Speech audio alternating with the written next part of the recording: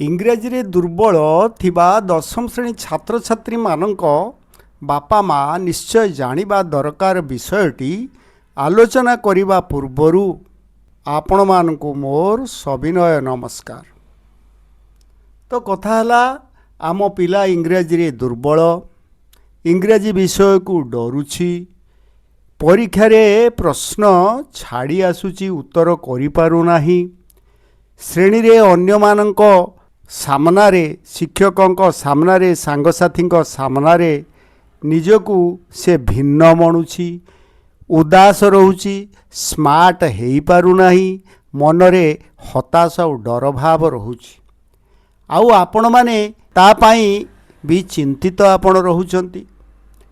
तो इंग्राजी रे पिलाटी काहींकी दुर्बल तार तो अनेक कारण अछि, अनेक कारण अछि पिला बेल ठारू। तो से सबु कारण को आमे आउ खिनभिनी करवानी, घांटीबानी। दशम श्रेणी परीक्षा आउ मात्र 6 मास रो 7 मास रहिला। फेब्रुआरी मासरे परीक्षा। एई 6 मास भितरे तार किमिति इंग्राजी रे भल हब, ता मनरु केमिति डर जीव, इंग्राजी रे रखुथिबा नंबर ठारू केमिति बहु अधिक नंबर रखी पारिबो। आजी आमे सेही विषय रे आलोचना करिबा आउ तार प्रतिकार करिबा। सेथिपई आपण मानकु समय दबाकू हबो, आपण मानकु दायित्ववान हबाकू हबो। आजि पर्यंत आपण माने तार बहुत अवहेला करिसंती। जो मानकर पिला भल परीक्षा रे करूची जे ता बापा माँ ता पाखरे निश्चय बसुथिबे, तार कौन पढ़िला नाही, ता हस्ताक्षर केमिति, कौन उत्तर करुची, शिक्षकों सांगरे संपर्क सबू कथा से टिकनिक बुझुथिबे, आउ स्नेह श्रद्धा भी दौथिबे। तेणु ता पिलाटी जे अति कम रे अति भल नहेले भी पिलाटी निश्चय सबू विषय से स्टैंडर्ड मेंटेन करि पारुथिबो। किंतु आमे पिला प्रति जाहु कौनसी ना कौनसी ए प्रकारे अवहेला करिसंती मूल ठारू। आउ एबे आउ व्यस्त विव्रत न होई तार प्रतिकार विषय चिंता कले आमर आम पिलांकर भविष्यत उज्जवल हो पारिबो। सेथिपाई मु जने शिक्षक भावरे मोर अभिज्ञतारू मु कहूची, पिलाटी कि जदि पचारिबा तू कौन बुझीपारुनु इंग्राजी रे, से किछि कहि पारिबोनी, कारण तार मूल दुआ एते दुर्बल। सेथिपाई मु एक अभिनव उपाय पिलामानक पाई आनिछि। दशम श्रेणी पिलामानक पाई एई 6 मास भितरे तांकर 5टा प्रोज, 5टा पोएट्री, आउ अन्यान्य ग्रामर विषय, ट्रांसलेशन मु सबू सारिबी। दैनंदिन गोटे लेखाएं प्रश्न देवी। से पिला को मु पचारिकी बुझीची जे इंग्राजी रे दुर्बल थिबा पिला, अरे बाबा तोर कौन असुविधा होउची ना, सारे मु टेस्ट पेपर रे देइथिबा इंग्राजी प्रश्न बुझी पारुनी, तार उत्तर भी बुझी पारुनी। आउ स्कूल रे भी ए शिक्षक माने बा ट्यूशन रो शिक्षक माने सी भी एते कथा एते पिलांक भितरे नजर देई पारु नाहंती। तेणु पिलार कौन असुविधा रहुची, पिलाटी केमिति आगेइबो, आउ तेणु सेमाने पिला माने जे सबु किछि बुझी पारुछंती, एई ढंगरे सेमाने श्रेणी चळै नउछंती। तेणु मु किंतु मो अभिज्ञतारू देखिली जे ये पिला मानकर मूल असुविधा जहा मु हृदयंगम करिछि। सेथिबाई तांको पाई कौन करिछि सबू एई दुर्बल पिलांग पाई ना, प्रत्येक प्रश्न इंग्राजी रो प्रत्येक प्रश्नर उड़िया माने कौन मु लिखि देइछि, केमिति हेला उड़िया माने प्रत्येक शब्दर उड़िया माने प्रश्नर माने लिखिदेली। तापरे एई प्रश्नर उड़िया उत्तर कौन हबो पिले तांकू मु तले लिखिदेली जे उड़िया उत्तर एया। प्रश्न जदि एया हेला तार उड़िया उत्तर होउची एया। उड़िया रे उत्तर आगे लिखिले 5-7 धाड़ी जहा हेला, ताकू पुणी इंग्राजी रे आमे केमिति लिखिबा से विषय रे भी टेक्निक आलोचना करिछि। आउ सबुठु जे भल कथा हला पूर्व वर्ष मानक रे पढुथिबा जे ट्रांसलेशन आउ अन्यान्य ट्रांसलेशन को केमिति आमे सहजरे करिके आसीबा, छाड़िबा नाही, एवं सब्जेक्टिव पार्ट रे आमे 35 रु 40 मार्क पर्यंत रखि पारिबा।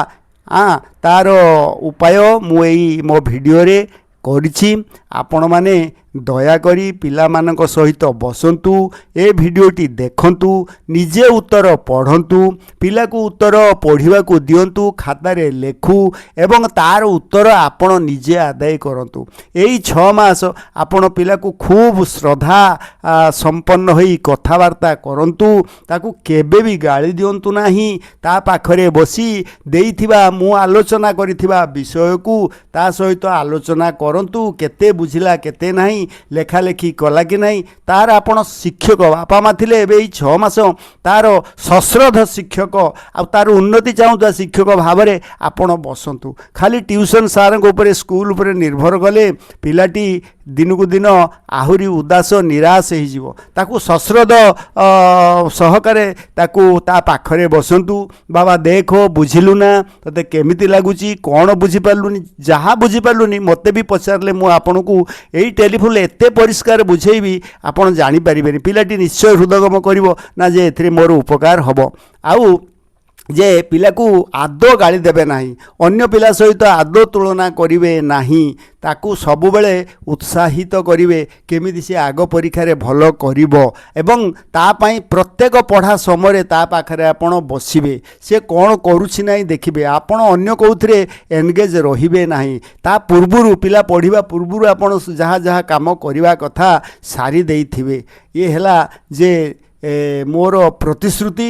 ଆପଣଙ୍କୁ ପ୍ରତ୍ୟେକ ଦିନ ଗୋଟିଏ ଲେଖାଏଁ ଯେ ପ୍ରଶ୍ନ ପଠେଇବି, ତାର ପ୍ରଶ୍ନର ମାନେ, ତାର ଓଡ଼ିଆ ଉତ୍ତର କ'ଣ ହେବ, ଇଂରାଜୀ ଉତ୍ତର କ'ଣ ହେବ ଆଉ ଟ୍ରାନ୍ସଲେସନ୍, ଏଇଆକୁ ଆପଣ ଯଦି ଆଦେଇ କରନ୍ତି, ପ୍ରତ୍ୟେକ ଦିନ ପିଲାକୁ ଦେଇକି ଯଦି ଆଦେଇ କରନ୍ତି, ମୁଁ ପ୍ରତିଶ୍ରୁତି ଦେଉଛି ଆପଣ ପିଲା 35ରୁ 40 ଅତି କମ୍ରେ, ସେ ଛାଡ଼ିକି ଆସୁଥିଲା ବିଲକୁଲ ଛାଡ଼ିବନି, 35ରୁ 40 ରଖିବ। ଆଉ ତାର ହସ୍ତାକ୍ଷର କେମିତି ଲେଖୁଛି, କଟାକଟି କରୁଛି କି ନାହିଁ, ସେସବୁକୁ ନଜର ଦେଇକି ଆପଣ ଯଦି ଏଇ 6 ମାସ ଧ୍ୟାନ ଦିଅନ୍ତି ତାହେଲେ ତାର ନିଶ୍ଚୟ ଉତ୍ତରୋତ୍ତର ଉନ୍ନତି ହେବ। କାରଣ ୟା ପରେ ତ ଖାଲି ଇଂରାଜୀ ବିଷୟରେ ପଢ଼ା ହେବ। ଇଂରାଜୀ ବିନା କୌଣସି ପାଠ ସେ କରିପାରିବ ନାହିଁ, ଯଦି ନ ବୁଝେ ଭଲ କରିପାରିବ ନାହିଁ। ଆପଣ ପରୀକ୍ଷା ଦେଖନ୍ତୁ ଏ 6 ମାସ ନିଶ୍ଚୟ ମୁଁ କହୁଛି ପିଲାର ଉନ୍ନତି ହେବ। ଆଉ ସକାଳେ ସେ ଯେତେବେଳେ ଉଠୁଛି ତାକୁ ଘୋଷାରି ଟାଣି ଉଠାନ୍ତୁ ନାହିଁ, ଗାଳି ଗୁଲଜ କରିକି ଉଠାନ୍ତୁ ନାହିଁ, ଧୀରେ ସୁସ୍ଥେ 5:30 ସୁଦ୍ଧା ତାକୁ ଧୀରେ ସୁସ୍ଥେ 4-5 ଥର ଡାକିବେ, ତୁହେଇ ଡାକିବେନି। ତୁହେଇ ଡାକିଲେ ତା ମୁଣ୍ଡ ସକାଳୁ ସକାଳୁ ଖରାପ ହେଇଯିବ, ତାର ଆଉ କିଛି ବିରକ୍ତି ହେଇଯିବ, ଆଉ ପାଠ ପଢ଼ିବନି। କିନ୍ତୁ ଆପଣଙ୍କୁ ସେ କିଛି କହିପାରୁନାହିଁ। ଆଚ୍ଛା ଇଏ ଗଲା, ତାକୁ ଉଠେଇଲେ, ବସେଇଲେ, ଦାନ୍ତପତ୍ର ଘଷେଇଲେ, ଆଉ ଯାହା ଟିକେ ଅଛି ଜଳଖିଆ ତାକୁ ଖାଇବାକୁ ଦେଇକି ତାକୁ ସାକୁଲେଇକି ବସେ, ବାବା ପଢ଼ିବା ଆମ ସୁନା, କେମିତି ତାକୁ ଆପଣ ବାପା ମା ହିସାବରେ ସାକୁଲେଇକି ବୁଝେଇବେ। କିନ୍ତୁ କେବେ ବି ଆପଣଙ୍କ ଭାବଭଙ୍ଗୀରୁ ଯେମିତି ଆପଣ ବିରକ୍ତ ହେଉଛନ୍ତି ସେ ହୃଦୟଙ୍ଗମ ନ କରେ। ଆଚ୍ଛା ଇଏ ଗଲା କଥା। ତାପରେ ଗାଧେଇଲା ବେଳେ ଟିକେ ନଜର ରଖିବେ ଯେ କ'ଣ କରିବା ନା, ଗାଧେଇଲା ବେଳେ ମାନେ ଭଲ ହଳଦୀ, ଯେଉଁଟା ଅରିଜିନାଲ ହଳଦୀ, ତା ଗୁଣ୍ଡ ବା ତା ବଟା ତା ଗାଧୁଆ ପାଣିରେ ପକାଇବେ, 7 କେରା 9 କେରା ଦୁବ ଟିକେ ପକାଇଦେବେ, ଆଉ ଦେଇକି ସେ ପାଣି ଧୀରେ ଧୀରେ ଈଶ୍ୱରଙ୍କ ଉପରେ ଯେମିତି ପାଣି ଢଳାଯାଏ ସେଇ ରକମ ଢାଳି ଓମ୍ ନମଃ ଶିବାୟ ନିଜକୁ ନିଜେ କହିକା ପାଣି ଢାଳି ହେଇକି ଗାଧେଇ ହେବ। ଆପଣ ବି ଈଶ୍ୱରଙ୍କ ପାଖରେ ସକାଳୁ ସଞ୍ଜେ ପ୍ରାର୍ଥନା କରିବେ, ଧୈର୍ଯ୍ୟ ରଖିବେ। ଏଇ 6 ମାସ ହେଉଛି ଅତି ଗୁରୁତ୍ୱପୂର୍ଣ୍ଣ ସମୟ। ତେଣୁ ମୋ ଭିଡ଼ିଓ ଯେ ମୋର ଲାଭ ପାଇଁ ମୁଁ ପ୍ରକୃତରେ କରିନାହିଁ, କେବଳ ଏଇ ପିଲାମାନେ ଯଦି ଉପକୃତ ହେବେ ତ ବହୁତ ଭଲ ମୋତେ ଲାଗିବ, ଆନନ୍ଦ ଲାଗିବ। ଆଉ ଆପଣ ପରୀକ୍ଷା କରି ଦେଖନ୍ତୁ କେମିତି ଉତ୍ତର ଲେଖାଯାଇଛି, ତାର ସହଜ ଅନୁବାଦ କେମିତି କରାଯାଇଛି, ଟ୍ରାନ୍ସଲେସନ୍ କେମିତି କରିଦିଆଯାଇଛି ଯେ ପିଲାମାନେ ବିଲକୁଲ ଛାଡ଼ିବ ନାହିଁ। ତେଣୁ ମୋର ଏତିକି ଅନୁରୋଧ, ଆପଣମାନେ ଏଇ 6 ମାସ ଆପଣଙ୍କ ପିଲା ପାଇଁ ନିଶ୍ଚୟ ଦେବେ, ସବୁ କାମ ଛାଡ଼ିକି। ହଁ ଆଉ ଗୋଟେ କଥା, ଘରେ ଜମା ଅଶାନ୍ତି କରିବେନି। ଅଶାନ୍ତି କଲେ ପିଲା ଉପରେ ପ୍ରଚଣ୍ଡ ପ୍ରଭାବ ପଡ଼ିବ। ଘରେ ତ ଅଶାନ୍ତି କରିବେନି, ଦ୍ୱିତୀୟରେ ବାହାରେ କାହା ସହିତ କଳି ଝଗଡ଼ା କରିବେନି, ସେ ପ୍ରଭାବ ବି ଆପଣଙ୍କ ଉପରେ ପଡ଼ିବ। ସେ ସବୁବେଳେ ମାନେ କିଏ କ'ଣ କହିଲା ସେ ତାପରେ ରହିବ, ତାକୁ ବୁଝେଇବେ, ବାବା ସେଥିରୁ ଆମର କ'ଣ ପାଏ, ଯିଏ ଯାହା ଖାଉଛି ଖାଇଯାଉନି, ଖାଇଗଲେ କ'ଣ ହେବ, କେତେଦିନ କିଏ ରହୁଛି, ଯେ ଖାଇଗଲେ ଖାଇଯାଉ। ଆପଣ ସହିବାକୁ ଶିଖନ୍ତୁ ନା, ଛାଡ଼ି ଦିଅନ୍ତୁ। କିଏ କ'ଣ ଖାଉଛି, ଯିଏ ଖାଉଛି ତା କର୍ମଫଳ ଅଲବତ ଭୋଗିବ। ମୋର ଏଇଟା କହୁଛି ସତ୍ୟ କଥା। ଇଏ ହେଉଛି ବ୍ରହ୍ମବାକ୍ୟ। ତେଣୁ କିଏ କ'ଣ ଖାଉଛି ଆପଣ ନିଶ୍ଚିତ ହୁଅନ୍ତୁ ଭଦ୍ର ଭାବରେ ମାନେ ସସ୍ନେହ ତାକୁ ବୁଝାନ୍ତୁ। ଯଦି କିଏ ବୁଝିଲା ବୁଝିଲା, ଯଦି ନ ବୁଝିଲା ଯିଏ ଯାହା କରୁଛି କରନ୍ତୁ। ଆପଣ କେବଳ ଆପଣଙ୍କର ସମ୍ପତ୍ତି ହେଲା ପୁଅ ଆଉ ଝିଅ, ସେଇମାନଙ୍କୁ ଆପଣ ସଂସ୍କାର ଦିଅନ୍ତୁ, ତା ପାଖରେ ବସନ୍ତୁ, ଦେଖିବେ ମୁଁ ମରିଯାଇଥିବି ହେଲେ ଆପଣଙ୍କ ପିଲା ନିଶ୍ଚୟ ଉନ୍ନତି କରିବ, ନିଶ୍ଚୟ ନିଶ୍ଚୟ ନିଶ୍ଚୟ। ଜଣେ ବୈଜ୍ଞାନିକ ଥିଲେ, ତାଙ୍କ ସ୍କୁଲ ସାରେ ତାକୁ ନିନ୍ଦା କଲେ, ପାଠ ହେଲାନି, ତା ମାଆକୁ ଚିଠି ଦେଲେ ଯେ ତୁ ଏ ଛୁଆକୁ କାଢ଼ି ନିଅ, ଇଏ ପାଠ ଏକୁ ଆମେ ପଢ଼େଇ ପାରିବୁନି। ସେ ଚିଠିଟି ମାଆ ଆଉ ପିଲାକୁ ଜଣେଇଲେ ନାହିଁ, ସେ ତାକୁ ଲୁଚେଇକି ରଖିଦେଲେ ଆଲମିରାରେ। କିଛି ଦିନ ପରେ ମରିଗଲେ। ବହୁତ ଦିନ ପରେ ପିଲାଟି ମାନେ ବଡ଼ ବୈଜ୍ଞାନିକ ହେଲା। ଖୋଜୁ ଖୋଜୁ ଆଲମାରିରୁ ପାଇଲା ତା ଶିକ୍ଷକଙ୍କ ଚିଠି, ସେଥିରେ ଲେଖା ଥିଲା ଜାଣିକି ଆଶ୍ଚର୍ଯ୍ୟ ହେଲା। କିନ୍ତୁ ତା ମା ତାକୁ କହିଥିଲେ ନାରେ ତୋ